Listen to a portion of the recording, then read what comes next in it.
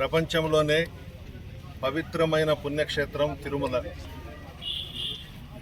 దీనిని కూడా రాజకీయం చేసి ఏదో లబ్ధి పొందాలా, జగన్మోహన్ రెడ్డి గారికి చెడ్డ పేరు తేవాలా అనే ఉద్దేశంతో కేవలం ఈ ప్రకటన చేయడం జరిగింది. చెప్పిన వాగ్దానాలు ఏవి కూడా నెరవేర్చకుండా సూపర్ 6 పేరుతో అధికారంలోకి వచ్చి ప్రజలను మోసం చేసి ప్రజలని డైవర్ట్ చేసేందుకు ఇటువంటివన్నీ తీసుకొస్తున్నాడు. ప్రతి నెల ఒక్కొక్క సబ్జెక్టు తీసుకొచ్చి చంద్రబాబు నాయుడు గారు చేస్తున్నారు. ప్రధానమంత్రి మోడీ గారు జోక్యం చేసుకోవాలి. సుప్రీంకోర్టు సిట్టింగ్ జడ్జి చేత కానీ సిబిఐ చేత కానీ ఎంక్వైరీ వేయించి ఎంత త్వరగా చేస్తే అంత మంచిది. చంద్రబాబు భోగోతమేందో తెలిసిపోతుంది. కావాలని రాజకీయ లబ్ధి కోసమే చంద్రబాబు నాయుడు గారు ఈ ప్రకటన చేయడం జరిగింది. దీనిని అడ్డం పెట్టుకొని పవన్ కళ్యాణ్ గారు ఏదో డ్రామాలు ఆడాడు.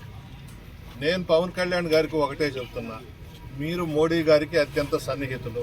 ఇప్పుడు రాష్ట్రంలో ఉప ముఖ్యమంత్రిగా ఉన్నారు. రాష్ట్రంలో మీ కూటమే ఉంది.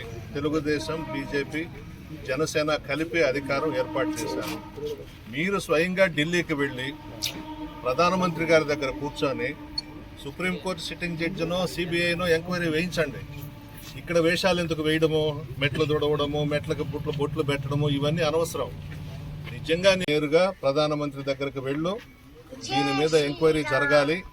దీంట్లో చంద్రబాబు నాయుడు రాజకీయంగా చేసినటువంటి ఈ ఆరోపణలను నిగ్గు తేల్చాలి, బయటికి రావాలి. అందులో తిరుమల తిరుపతి దేవస్థానం మీద ఇటువంటి వ్యాఖ్యలు చేసి భ్రష్టు పట్టించాడు చంద్రబాబు నాయుడు గారు. రాజకీయాలని రాజకీయాలుగానే చేయాలి.